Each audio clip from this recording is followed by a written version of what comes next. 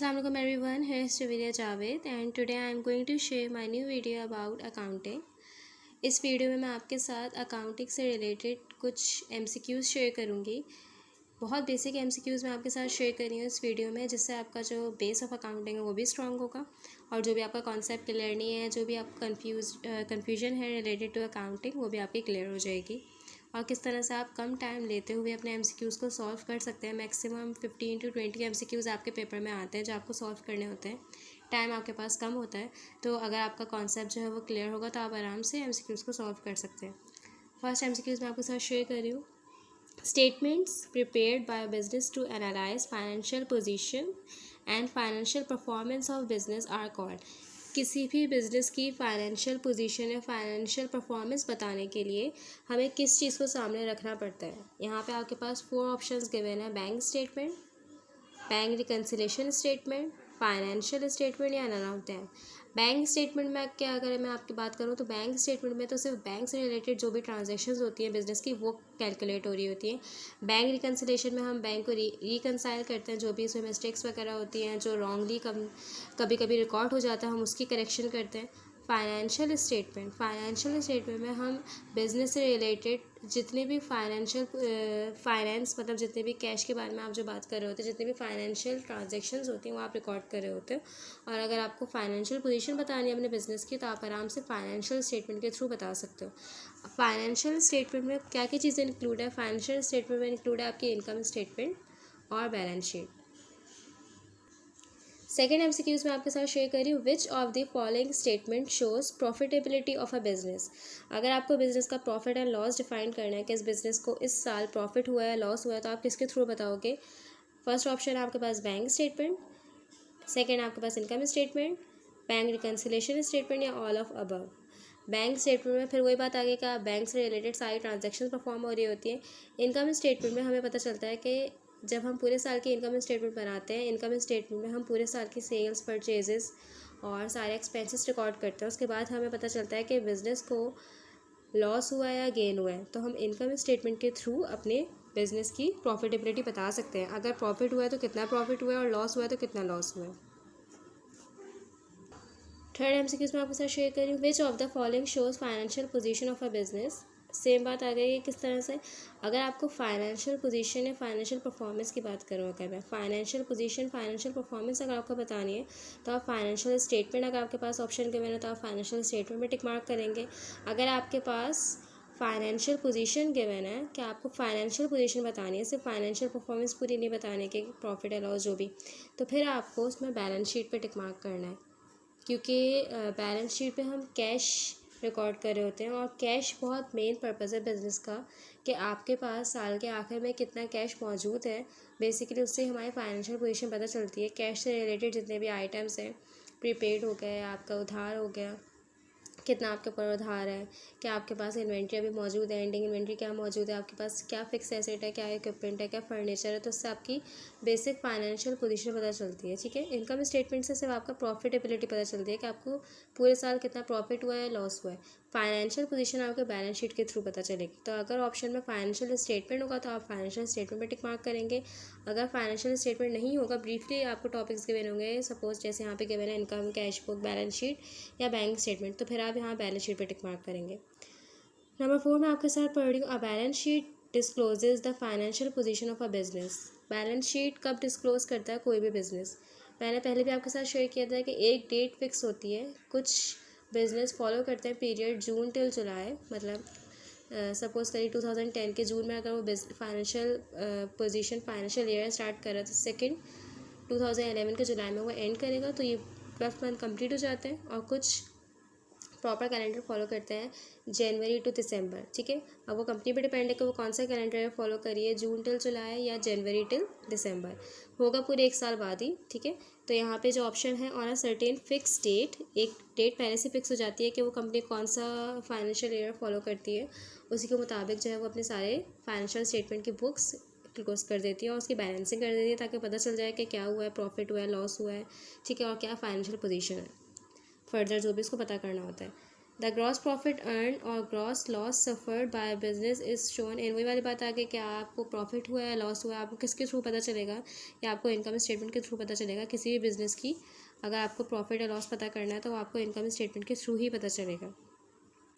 Cost of goods sold equals, cost of goods sold आप निकालते हो इनकम स्टेटमेंट में, आप कैलकुलेट करते हो। कॉस्ट ऑफ गुड्स सोल्ड निकालने के लिए सबसे पहले हमें ओपनिंग इन्वेंट्री की ज़रूरत होती है। ओपनिंग इन्वेंट्री में मैं सारी परचेजेस ऐड कर लेती हूँ, उसमें से जब मैं लेस करती हूँ एंडिंग इन्वेंट्री तो मेरे पास कॉस्ट ऑफ गुड्स सोल्ड आ जाती है। तो आपके पास यहाँ पे डी ऑप्शन गिवन है कि आपने ओपनिंग इन्वेंट्री पर अपनी सारी परचेजेस ऐड करी, उसमें से क्लोजिंग इन्वेंट्री लेस कर दी, तो आपके पास आराम से कॉस्ट ऑफ गुड्स सोल्ड आ जाएगी, ठीक है, जो आपको इनकम स्टेटमेंट में रिक्वायर्ड होती है।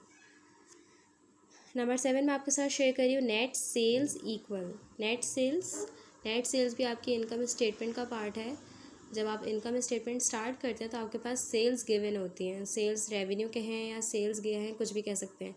और अगर आपके पास सेल्स गिवन है, सेल्स के साथ साथ अगर आपके पास सेल्स डिस्काउंट या सेल्स रिटर्न भी गिवन होता है तो आपको सेल्स में से सेल्स डिस्काउंट या सेल्स रिटर्न लेस करना होता है, तो आपके पास आती है नेट सेल्स, जो कि मेरे पास ऑप्शन नंबर सी है।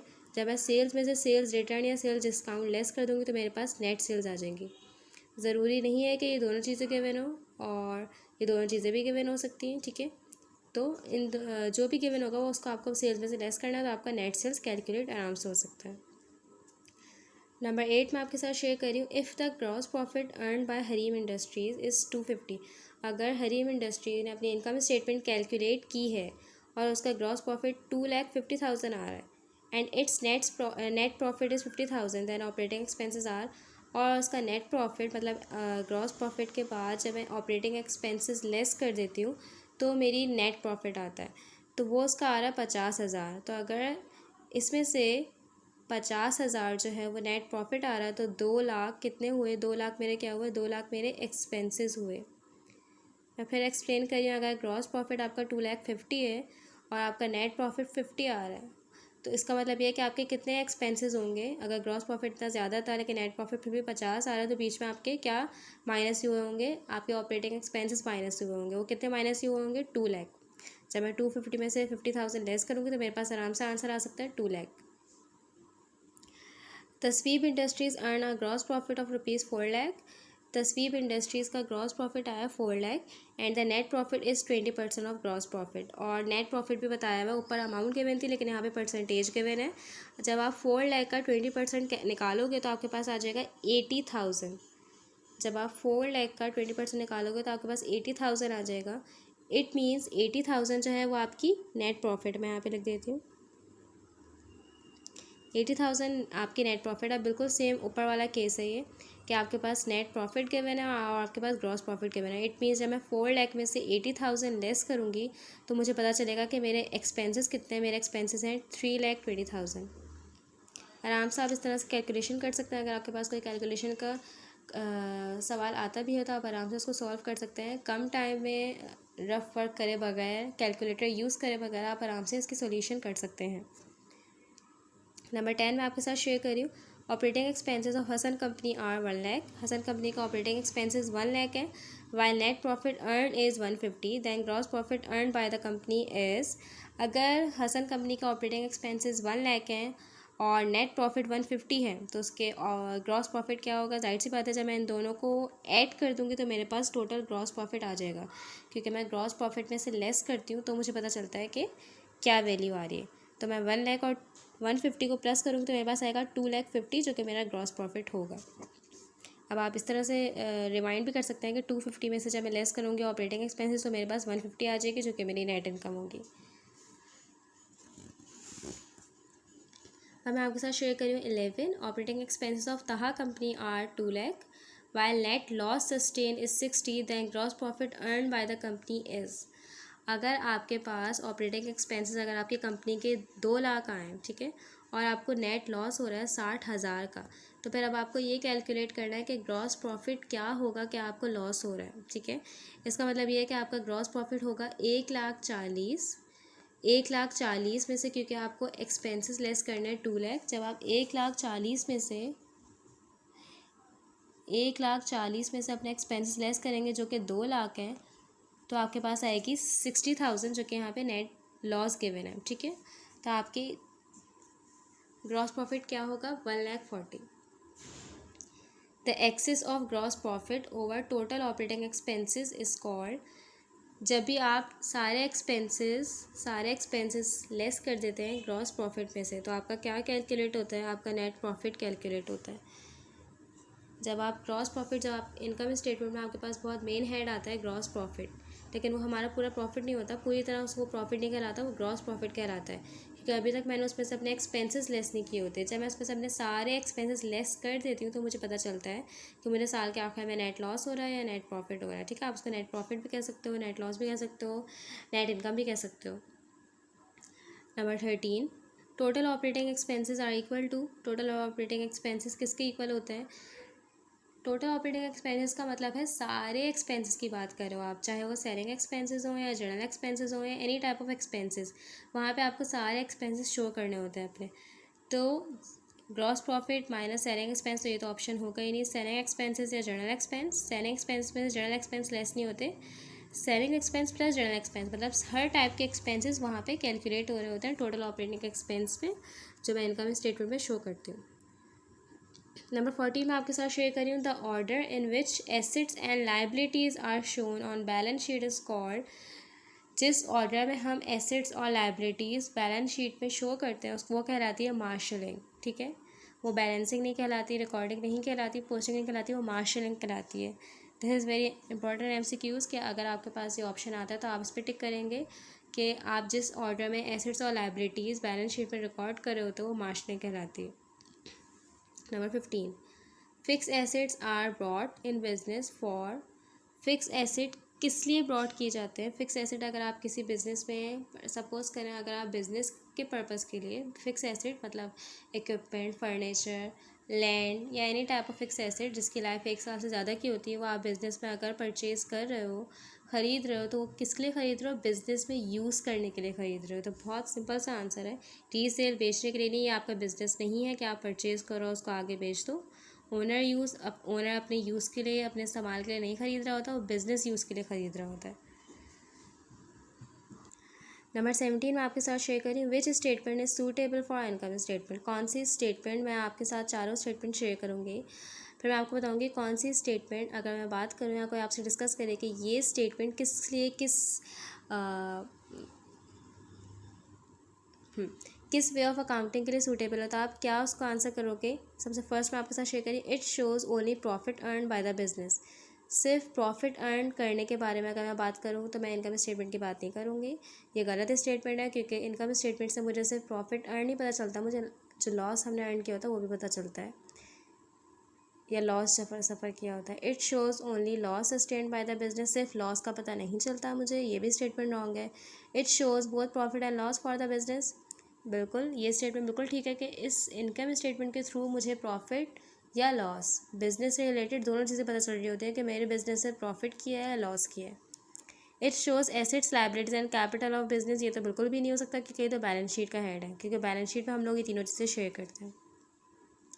नंबर 18 में आपके साथ शेयर करें, which one of the following is incorrect.